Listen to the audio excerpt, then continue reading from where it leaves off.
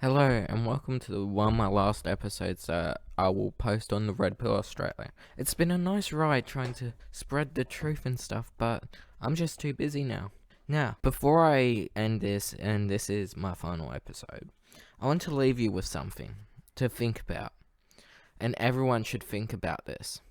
Well, have you ever heard of the story known as the story from, I think it's the New Testament, about the four horsemen of the apocalypse? Death, war, famine, conquest. If you're not familiar with it, they're the names of the horsemen who lead the apocalypse and so on. I'm not going to go into it because I'm not big on Christian stuff.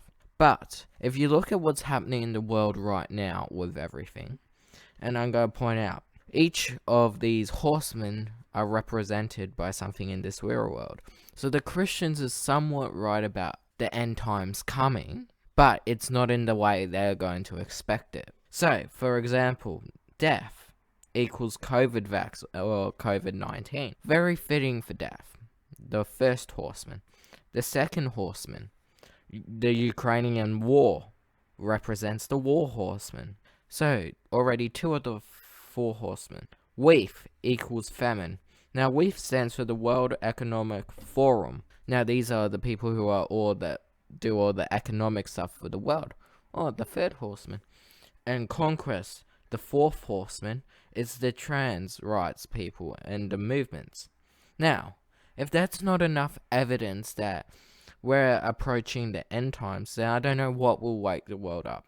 If these represent, each of these do represent the four horsemen, and which means we could possibly be living in a type of end times and we don't even realize it. But it's not as represented like in the Bible, because you can use the Bible and manipulate anything. And we need to address all these issues, because if you think we live in a free world, that you can vote for the people and people are doing the right thing, no, not in this day and age. We're not free, we're more like, what's the word, enslaved, but with extra steps. So you think you got freedom, but you don't. The device you have in your pocket, no doubt everyone has one. I have one. It's a tracking device.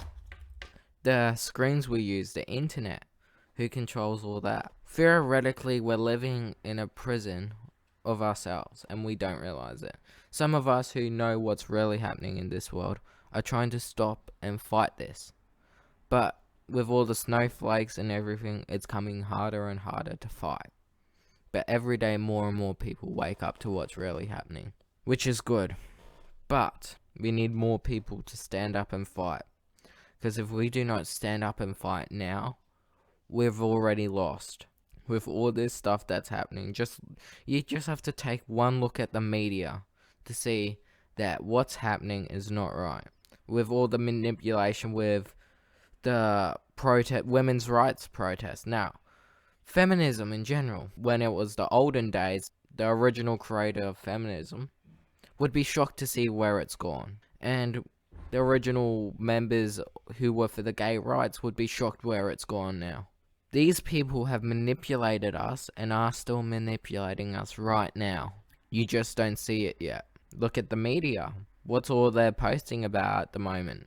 They've gone quiet on COVID. They've gone quiet on the Ukrainian war. They're posting a lot about the gender stuff. AFL. The Voice. If you do not see it yet, then maybe we may be too late to stop this. Maybe it needs to be a huge shift. Maybe then we might be able to save the world. There is something big coming, and if we do not stand and fight, then we're fucked. Same with groups like Antifa, who are so left-wing that think we live in a fascist society. No, we don't. We live in a society with free speech. But they want to silence the right side because they think they're wrong. No side should be silenced. Both sides should be said, and the person in charge should select the best course of action. But when you got both sides squabbling like children, how can the world be sane? Theoretically, we're living in a world and there's heaps of dominoes. And the domino effect is about to take place when two groups that want the exact same thing but are totally different. For example, here in Australia, you have The Voice and the LGBTQ+. They're both fighting for the limelight, but who's going to get in the limelight? There can only be one in the limelight, which means we're about to see the funniest thing ever. The circus has officially arrived in Victoria. Welcome to the new circus, Circus Soleil. Come down to Victoria and see the clown show, because if we do not stop, it's just gonna get funnier and funnier. Now, I know I've said a lot of stuff today, and it's gonna take a while for you guys to unpack this, but I'm speaking the truth. And if you see what I see, stand up, start looking, researching, learning, and be ready for what is to come. Because maybe then we might be able to bring a suitable society back from there where it's gone too far down the wrong path. Now, for this has been a very good fun, and I hope I've taught you some stuff about what's really happening in the world. I like to say before I end this video, wake up. Wake everyone up around you. We must fight, even if it takes our last breath.